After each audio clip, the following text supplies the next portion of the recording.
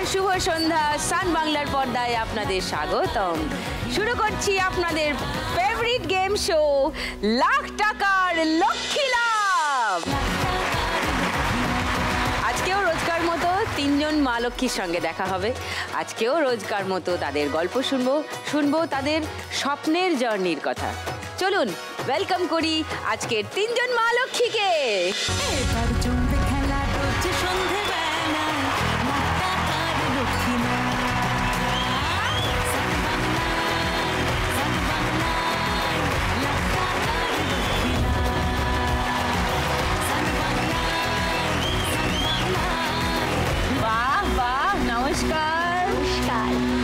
সুন্দর মিষ্টি মিষ্টি করে সেজে তিনজন ইয়াং মা লক্ষ্মী চলে এসছে আমার সঙ্গে খেলতে।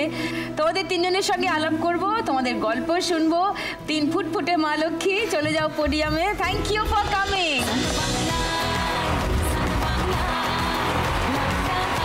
নমস্কার দিদি, আমি নিশা চ্যাটার্জি, আমি বালি থেকে আসছি। আমি ছোট থেকেই ডান্স করি, আমি ডান্স করতে খুব ভালোবাসি। সে তোমার ডান্স দেখেই বুঝেছি। বাড়িতে কে কে আছেন নিশা? বাড়িতে আমি আর মা থাকি। আমার দাদা আর বাবার খুব অস্বাভাবিক মৃত্যুর ঘটনা তোমার সাথে বলতে এসেছি। আচ্ছা।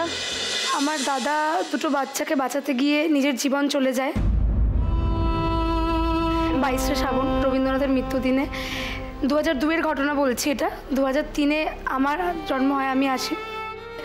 আমি ছোটো থেকে যেহেতু ডান্স করি, 3.5 বছর বয়সে আমার একটা স্কুল থেকে একটা কম্পিটিশানের আয়োজন করা হয়, নাচের কম্পিটিশান।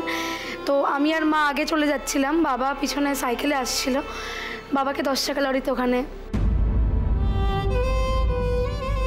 ধাক্কা দেন, তো বাবাও সেখানে প্রাণ হারান।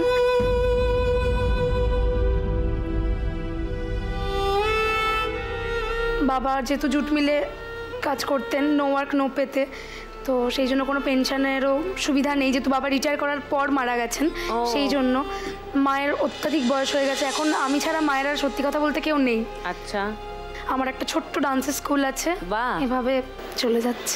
আজকে যদি এই খেলায় 1 লাখ টাকা যেত, তুমি কি করতে চাও? বাবা অতি কষ্টে আমাদের একটা একতলা ছোট ছাদ বাড়ি করে দিয়ে গেছেন। আচ্ছা। কি আমাদের বাড়িতে না মানে জলের কলের কোনো সুবিধা নেই, তো ওই জলের কলের ব্যবস্থা যেহেতু আমাদের বাড়িতে নেই, তো আমি সেইটা করতে চাই আর মায়ের জন্য কিছু করতে চাই। এইটাই তো হওয়ার কথা নিশা, যে মা তোমাকে যে সাপোর্টটা দিয়ে যাচ্ছেন, সে কারণে তুমি মায়ের জন্য কি হলো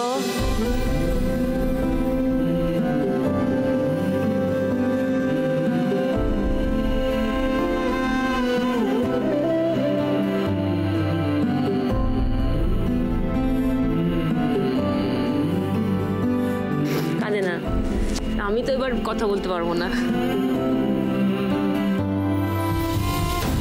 মায়ের জন্য বাড়িতে জলের ব্যবস্থা করতে চাও, চোখে জলের ব্যবস্থা মায়ের জন্য করলে হবে না, কিন্তু মা তোমার হাসি মুখটা দেখতে চাইবেন।